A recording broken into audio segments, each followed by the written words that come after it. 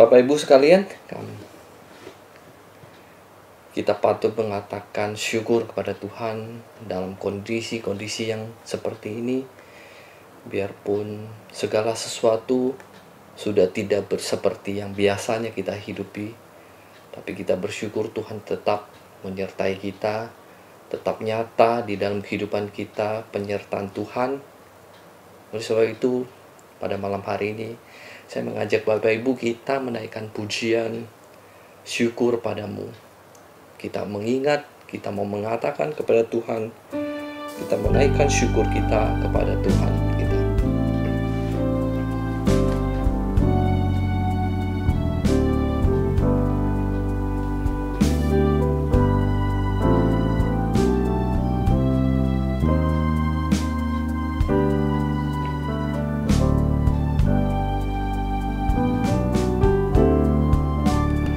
Syukur padamu ya Allah atas segala rahmat-Mu.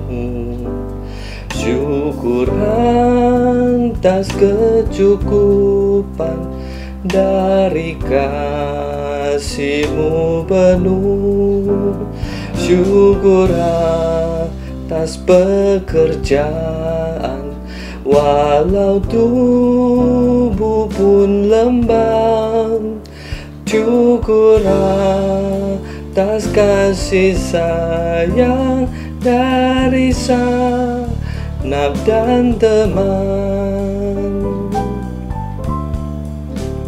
Syukur atas bunga mawar harum indah tak tebri. Syukur atas awan hitam dan mentari berseri. Syukur atas suka duka yang Kau beri tiap saat, dan firman mula pelita agar kami tak sesat.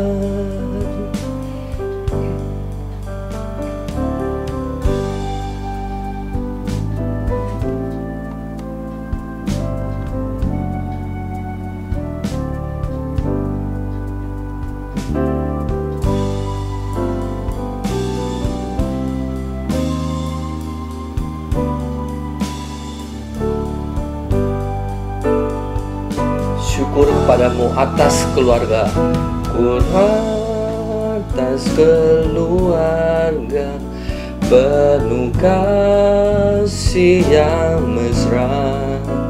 Syukur atas perhimpunan yang memberi sejahtera.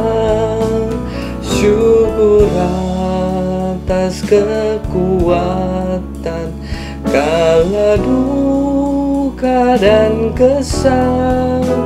Syukur atas pengharapan ini dan selamanya, kini dan selamanya, kini dan selamanya.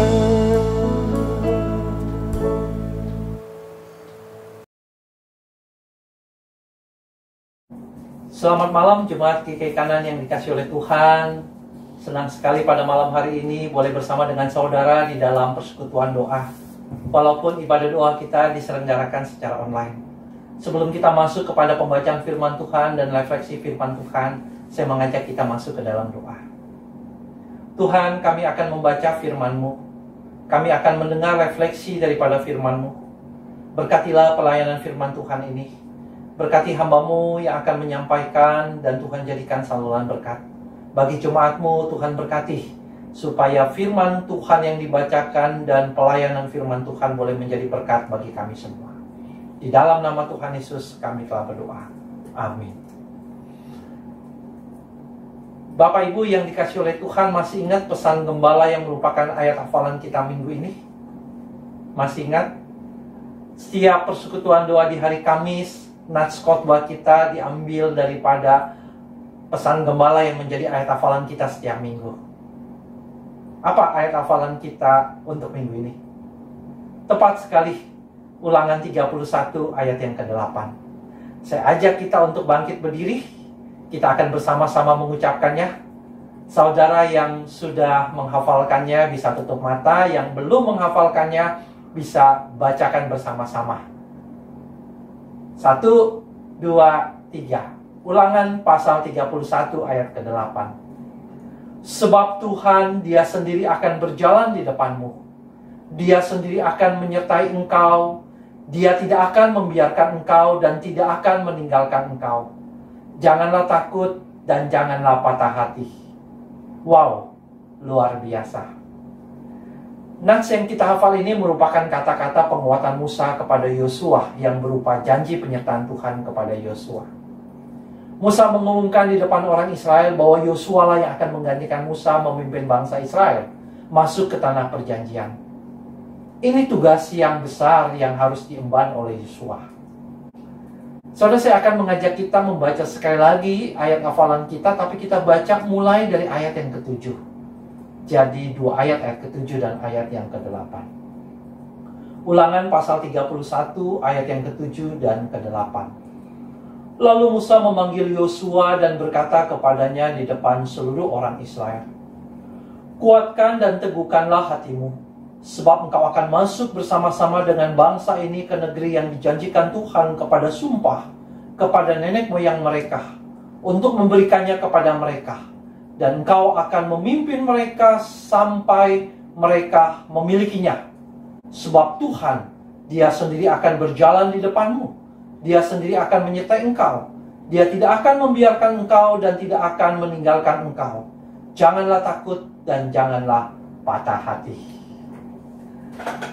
Jemaat GK Kanan yang dikasihi oleh Tuhan, pesan pengutusan Tuhan terhadap Yosua sebagai pemimpin yang baru ini dibingkai dengan kata-kata penguatan. Kalau saudara perhatikan, Tuhan membukanya dengan ucapan kuatkan dan teguhkan hatimu. Lalu ditutup kata-kata pengutusan itu juga dengan janganlah takut dan janganlah patah hati. Artinya apa? Artinya saudara, Tuhan tahu Yosua takut dan gentar menerima tugas ini. Ini bukan tugas yang mudah. Yosua tahu bahwa ia harus memimpin bangsa Israel melewati medan-medan yang sulit. Yosua tahu dia akan berperang dengan bangsa-bangsa lain yang jauh lebih kuat, jauh lebih besar. Yosua tahu bahwa bangsa Israel adalah bangsa yang tegar tengkuk, yang sulit untuk dipimpin. Bagaimana Yosua melihat bangsa ini berkali-kali berontak kepada Musa, berkali-kali berontak, bersungut-sungut kepada Tuhan, sampai Tuhan ajar mereka. Kalau Musa saja kewalahan, bagaimana dengan dirinya? Ia bukan orang yang sehebat dan sekarisma Musa. Ia hanyalah pembantu Musa, asisten Musa. Apakah dirinya sanggup? Karena itu, tidak heran Yosua menjadi gentar dan takut. Dan Tuhan tahu itu. Sehingga ketika Tuhan mengutus dan memberikan tanggung jawab ini kepada Yosua, maka kata-kata pengutusan itu dibuka dengan kuatkanlah dan teguhkanlah hatimu. Dan ditutup dengan jangan takut, jangan patah hati. Saudaraku, Tuhan menyatakan janjinya kepada Yosua bahwa Tuhan akan berjalan di depan Yosua. Tuhan akan menyertai. Tuhan tidak akan membiarkan dan meninggalkan Yosua sendirian di dalam memimpin bangsa Israel masuk ke tanah perjanjian. Ingat, ini janji Tuhan kepada Yosua. Tuhan meminta Yosua untuk hatinya kuat dan teguh. Mengapa? Kalau hatinya Yosua goyah dan takut, bagaimana mungkin dia bisa memimpin bangsa Israel dengan baik? Tuhan memang akan berjalan di depan, tetapi Yosua juga harus kuat, harus teguh hatinya, tidak gentar menghadapi segala rintangan. Yosua harus siap memimpin, sehingga baru terjadi sinergi yang baik. Tuhan berjalan di depan, Yosua memimpin dari belakang. Saudaraku, apakah artinya Tuhan berjalan di depan Yosua? Artinya Tuhan akan bertindak membereskan segala rintangan dan hambatan yang ada. Sehingga kalau Yosua bersama-sama dengan bangsa Israel berjalan masuk ke tanah perjanjian, tidak mengalami halangan dan hambatan yang akan menggagalkan perjalanan tersebut, yang akan meruntuhkan kepemimpinan Yosua. Tuhan yang akan membereskan di depan, Yosua tinggal berjalan mengikuti di belakang Tuhan. Perhatikan saudara apa yang Tuhan lakukan saat ia berjalan di depan Yosua dan bangsa Israel. Ketika Yosua dan bangsa Israel berhadapan dengan sungai Yordan yang beraliran sangat deras, sangat kuat, bagaimana mungkin bangsa ini bisa melewatinya dengan mudah, bahkan sangat berbahaya dan bisa menenggelamkan mereka. Tuhan yang berjalan di depan Yosua membelah sungai Yordan tersebut bagai membelah Laut Merah, dan bangsa tersebut bisa berjalan di dasar sungai yang kering. Wow, luar biasa. Lalu ketika Yosua dan bangsa Israel berhadapan dengan bangsa Yeriko, yang kotanya memiliki benteng yang sangat tinggi dan kokoh, sekali lagi Tuhan yang berjalan di depan Yosua meruntuhkan tembok Yeriko tersebut dengan hanya mengelilingi kota tersebut sebanyak 7 kali. Sekali lagi sebuah tindakan yang luar biasa. Ketika Yosua dan bangsa Israel berhadapan dengan bangsa-bangsa yang ada di tanah perjanjian, bangsa Ai, raja bangsa Ai, raja orang-orang Amori, yaitu raja Yerusalem, raja Hebron, raja Yarut, raja Rakis, dan raja Ekron. Mereka bersekutu untuk melawan bangsa Israel. Bagaimana mungkin kalau Tuhan tidak berjalan di depan mereka? Dan Yosua bisa mengalahkan semuanya dengan perkasa. Bahkan dalam peperangan di Gibeon, atas permintaan Yosua kepada Tuhan supaya matahari dan bulan berhenti, Tuhan menghentikan bulan dan matahari, sehingga mereka bisa memenangkan pertempuran itu. Entah bagaimana itu bisa terjadi, tetapi itu sungguh terjadi. Ketika Tuhan berjalan di depan Yosua, maka bangsa-bangsa lain takut berhadapan dengan Yosua. Mereka sudah gentar terlebih dahulu karena tahu bahwa mereka tidak akan menang. Ada Tuhan yang berjalan di depannya. Pada akhirnya Yosua berhasil membawa bangsa Israel masuk ke tanah perjanjian dan membagi-bagi tanah perjanjian sesuai dengan jumlah suku bangsa Israel. Saya yakin ketika Yosua melihat kembali ke belakang, dia flashback kepada saat-saat di mana Musa berbicara kepada dirinya di hadapan seluruh bangsa Israel, bahwa Tuhan akan berjalan di depannya. Yosua melihat itu semua terbukti benar. Ketika dia mengingat Musa berkata, "Teguhkanlah, kuatkanlah, jangan takut dan jangan patah hati, karena Tuhan yang berjalan di depan." Kembali itu semua terbukti benar. Ia tidak perlu takut dan tidak perlu patah hati. Karena itu, Bapak Ibu yang dikasihi oleh Tuhan, ketika Yosua melihat kembali ke belakang, bagaimana Tuhan yang berjalan di depan memimpin seluruh hidupnya, maka di saat dia tua, setelah lama bangsa Israel berdiam dengan damai di tanah perjanjian, kalau Yosua akan mati, kalau Yosua akan meninggalkan bangsa itu, Yosua menantang bangsa Israel untuk tetap setia kepada Allah yang telah berjalan di depan mereka. Yosua berkata, "Pilihlah hari ini kepada siapa kamu akan beribadah. Allah yang kepadanya nenek moyangmu beribadah di seberang sungai Efrat, atau Allah orang Amori yang negerinya kamu diami ini. Tetapi aku dan seisi rumahku, kami akan beribadah kepada Tuhan." Saudaraku yang dikasihi oleh Tuhan, Tuhan yang berjalan di depan Yosua, maka Yosua berhasil memimpin bangsa Israel masuk ke tanah perjanjian. Tuhan yang berjalan di depan Yosua, Tuhan itu pula yang berjalan di depan kita. Kalau kita melihat Ulangan 31 ayat yang ke-8 yang merupakan ayat hafalan kita. Sebab Tuhan Dia sendirilah akan berjalan di depanmu. Dia sendirilah akan menyertai engkau. Dia tidak akan membiarkan engkau dan tidak akan meninggalkan engkau. Janganlah takut, janganlah patah hati. Saudaraku, buat saya ini bukan semata janji Tuhan kepada Yosua, tetapi juga janji Tuhan kepada saudara dan saya. Di saat-saat yang sulit ini, di masa pandemi COVID-19, seakan Tuhan berkata kepada kita, teguhkanlah hatimu dan kuatkan hatimu. Jangan takut, jangan patah hati, sebab aku Tuhan yang berjalan di depanmu. Aku Tuhan sekali-kali tidak akan membiarkan kamu dan meninggalkan kamu. Aku sendirilah yang akan menyertai kamu sampai selesainya masa pandemi COVID-19 ini. Saudaraku yang dikasihi Tuhan, percayalah, sama seperti Yosua, kita akan terhalang dengan sungai Yordan yang deras. Sama seperti Yosua, kita akan berhadapan dengan tembok-tembok Yeriko yang tinggi sekali. Kita akan berhadapan dengan ancaman-ancaman bahaya dari raja-raja Amori. Tetapi dalam bentuk yang lain di masa pandemi COVID-19 ini. Tetapi saya mau mengatakan, Tuhan akan bertindak di saat-saat saudara membutuhkan pertolongan dari Tuhan. Karena Tuhanlah yang berjalan di depan saudara.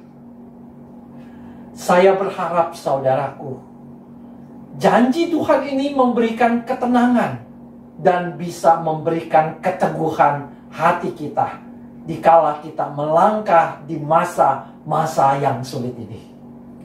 Saya mau mengajak kita semua menutup perenungan firman Tuhan ini, melafalkan kembali ayat hafalan kita di Ulangan 31 ayat yang ke-8.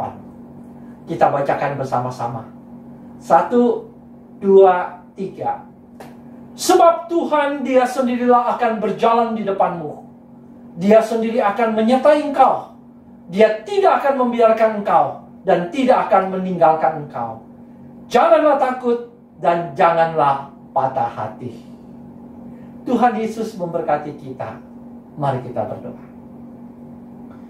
Tuhan, kami sudah membaca firman-Mu. Sama seperti Engkau berjalan di depan Yosua, demikian pula Engkau akan berjalan di depan kami.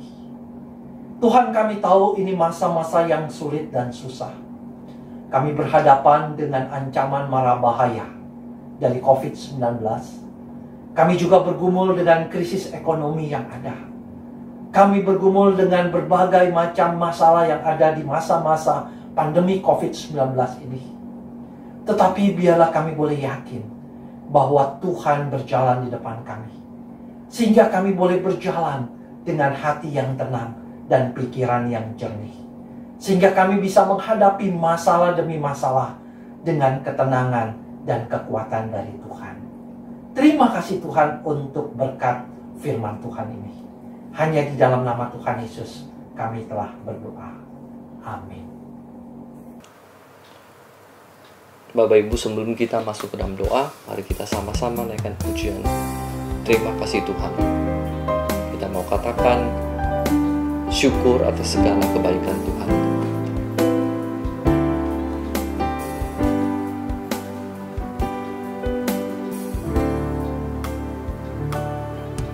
Terima kasih Tuhan untuk kasih setiamu yang ku alami dalam hidupku.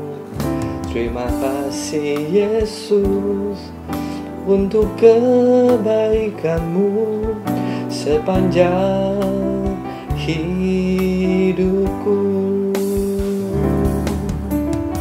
Terima kasih Yesusku buat anugerah yang Kau beri, sebab hari ini Tuhan adakan syukur bagimu.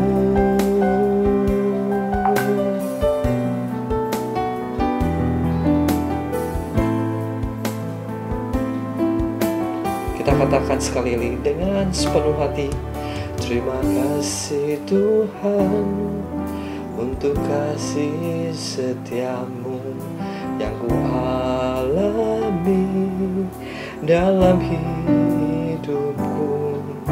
Terima kasih Yesus untuk kebaikanmu sepanjang hidupku. Terima kasih Yesusku buat anugerah yang Kau beri setiap hari ini. Tuhan, adakah syukur bagimu. Terima kasih Yesusku buat anugerah yang Kau beri setiap hari ini. Tuhan, adakah syukur bagimu. Syukur bagimu. Syukur bagimu.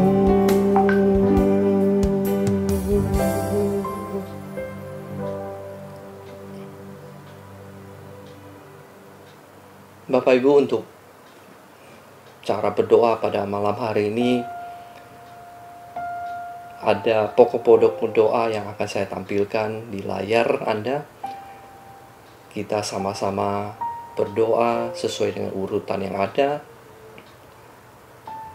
Setelah doa kita selesai, mari kita sama-sama kita naikkan pujian yang tadi. Terima kasih Tuhan untuk menutup doa kita.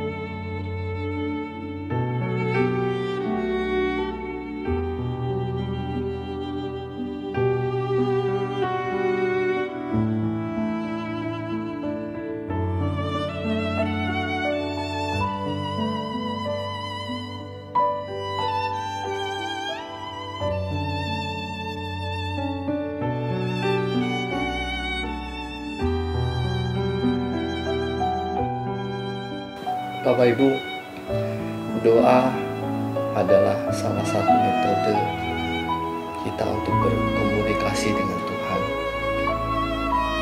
Tentu melalui doa dan kita membaca firman Tuhan. Pelan-pelan, lama-kelamaan kita sebagai manusia, keinginan kita sebagai manusia dengan Allah akan diselaraskan.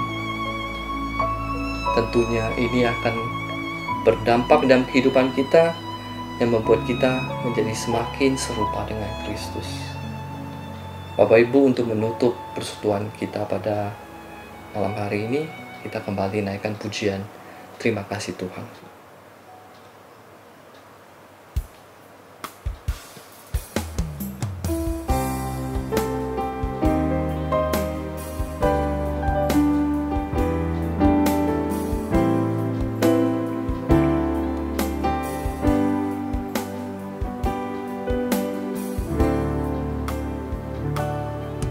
Terima kasih Tuhan untuk kasih setiamu yang ku alami dalam hidupku.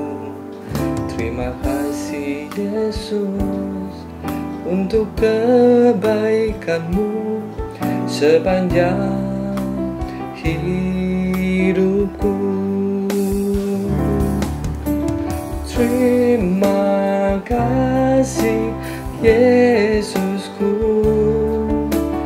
buat anugerah yang Kau beri sebab hari ini Tuhan adakan syukur bagimu. Mari Bapak Ibu, kita katakan terima kasih Tuhan dengan sepenuh hati dari hati kita yang terdalam. Terima kasih Tuhan untuk kasih setiamu yang ku alami dalam hidupku. Terima kasih Yesus untuk kebaikanmu sepanjang hidupku. Terima kasih Yesusku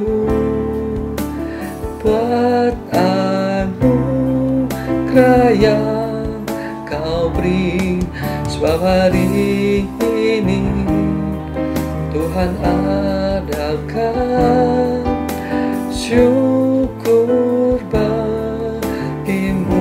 Terima kasih Tuhan, terima kasih Yesusku buat anugerah yang Kau beri sebab hari ini Tuhan adakan syukur bagimu. Syukur bagimu. Syukur bagimu.